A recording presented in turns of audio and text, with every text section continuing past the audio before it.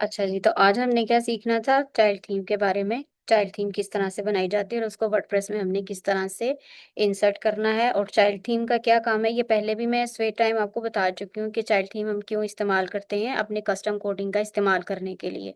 ठीक है, तो यहाँ पर अभी मेरे पास ये चाइल्ड थीम है, इसके अंदर इस फोल्डर में पड़ी हुई है, और मैंने इसको ये फोल्डर से अनजिप करके रखा हुआ है। ठीक है, यहाँ पर 3 फाइल होती हैं।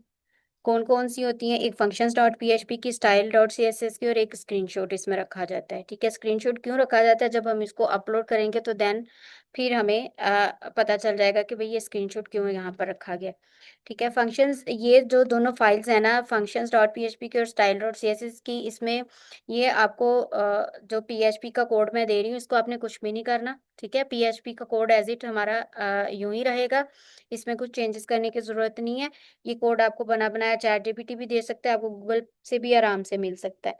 ठीक है, ये लेकिन अभी ज़रूरत नहीं है क्योंकि अभी ये मैं आपको दे रही हूँ। और दूसरी जो फाइल होती है हमारी style dot C S S की, हमने सिर्फ चेंजेस करनी होती हैं style dot C S S के अंदर। यहाँ पर जो भी हमारी थीम, जो हमारी पेरेंट थीम है, ठीक है, उस पेरेंट थीम का हम नाम लिखेंगे, उसका यूआरएल लिखेंगे। ठीक है, और उस टेम्पलेट का नाम लिखेंगे कि कौन सा हम यूज़ कर रहे हैं। तो यहाँ पर हमने अपना थीम नेम लिखना है और यहाँ पर थीम का यूआरएल लिखना है। डिस्क्रिप्शन आप चाहे डालें या ना डालें, ठीक है, कोई फर्क नहीं पड़ता, कोई भी आप डिस्क्रिप्शन यहाँ पर डाल सकते हैं। ठीक है, यहाँ पर हम ऑथर में यूआरएल हमने डालना है, और ये चीज़ें हमने कहाँ से लेनी है ये भी वर्डप्रेस के अंदर जाकर जो है इसको देखेंगे। ठीक है, ऑथर का यूआरएल यहाँ पर आप अगर नहीं है तो बेशक इसको ज़ीरो कर दें, कुछ भी यहाँ पर यूआरएल देने की ज़रूरत नहीं है।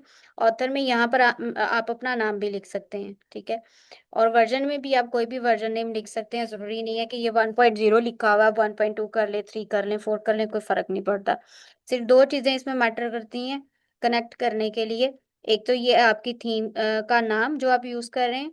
ठीक है, सेकंड आपका ये थीम का जो यूआरएल है। ठीक है, और ऑथर का जो ये यूआरएल आ रहा है। ठीक है, ये 2-3 चीज़ें बस मैटर करती हैं, इसके अलावा बाकी आप कोई भी नाम रख सकते हैं। ठीक है, ऑथर ये वाली, ठीक है, ऑथर यूआरएल के अंदर, ऑथर यूआरएल में आप इसको ब्लैंक भी छोड़ सकते हैं। टेम्पलेट का आपने नाम लिखना है कि जो आप टेम्पलेट यूज़ कर रहे हैं। ठीक है, वर्जन का भी कोई फ़र्क नहीं पड़ता। ठीक है, अब ये चीज़ें हमें कहाँ से मिलती हैं? ये हमें वर्डप्रेस की थीम से ही मिलेंगी। जो भी हम पेरेंट थीम इस्तेमाल कर रहे होंगे, यहाँ पर अपनी वेबसाइट की तरफ आते हैं तो वर्डप्रेस में देखते हैं कि यहाँ पर अभी आपको याद है कि हमने जो थीम इंस्टॉल किया है वो हमारा आस्ट्रा का थीम है। ठीक है, और ये हमें इन्फॉर्मेशन जो थीम की है वो कहाँ से मिलेगी? थीम फाइल एडिटर में जाके मिलेगी।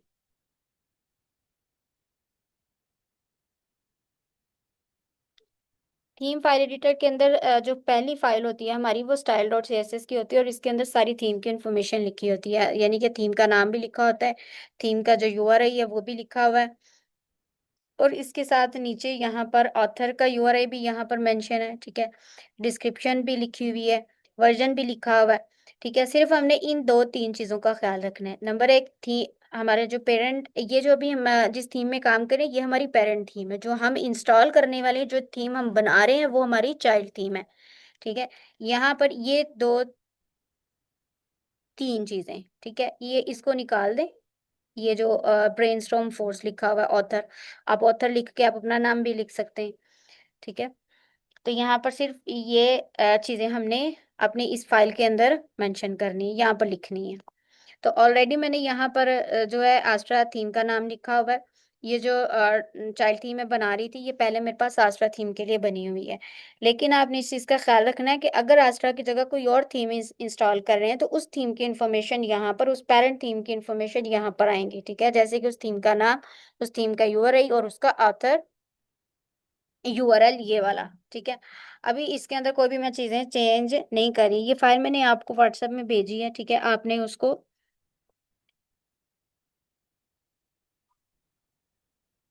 अनजिप करके चेंजेस कर लेनी है अगर चेंजेस रिक्वायर्ड हो। ठीक है, अगर नहीं रिक्वायर्ड है, जाहिर सी बात है, अभी आपके पास आस्ट्रा थीम है, अगर आप उसको एज इट अभी अपलोड करेंगी तो आपकी चाइल्ड थीम बन जाएंगी। ठीक है, अगर कोई और कर रही है, फिर उसको आप अनजिप करके उसमें चेंजेस करके फिर आप उसको अपलोड करेंगी। अच्छा, अब ये तो मेरे पास बनी हुई पड़ी हुई है। ठीक है, ये कोड मैंने यहाँ पर ऑलरेडी मेरा इंसर्ट हुआ है, इसको मैं यहाँ से बंद करती हूँ। और ये functions.php की फाइल में मुझे कुछ भी नहीं करना। ठीक है, इसको मैं यहाँ से अभी बंद कर देती हूँ। अब आते हैं कि थीम की तरफ, कहाँ से हमने इसको इंस्टॉल करना है। ठीक है,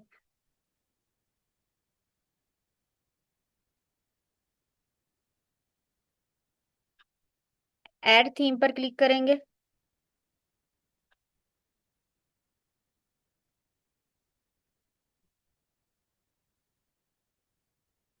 ऐड थीम पर क्लिक करने के बाद अपलोड थीम करेंगे, यहाँ से हम फाइल अपनी चूज फाइल क्लिक करेंगे और इंस्टॉल नाउ पे क्लिक कर देंगे। ठीक है, इंस्टॉल नाउ पर क्लिक करने के बाद हमारी थीम जो है सक्सेसफुली एक्टिवेट जब उस पर लिखा आ जाए, तो इट्स मीन कि आपकी जो थीम है ना वो इंस्टॉल हो चुकी हुई है।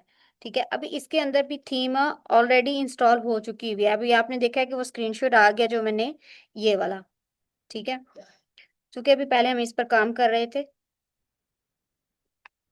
तो ये वाली थीम यहाँ पर हमारी इंस्टॉल होगी है। जैसे मैं इसको एक्टिवेट करूंगी ना, तो आप देखेंगी कि इसमें क्या क्या चेंजेस होती हैं। ठीक है, अभी एक्टिवेट किया मैंने थीम को।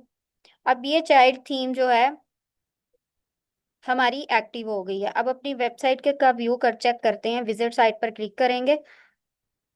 विजिट साइट पे क्लिक करने के बाद आप देखेंगे कि हमारी जो पहले से थीम इंस्टॉल हुई है, जो टेम्पलेट हमने बनाया उस पर कोई भी इफेक्ट नहीं हुआ। ठीक है, यानी कि हमारी जो पहले जिस टेम्पलेट में हम काम करें, जो थीम करें, वो एज इट वैसे ही रहेगी, उसमें कोई चेंजेस नहीं आएंगी।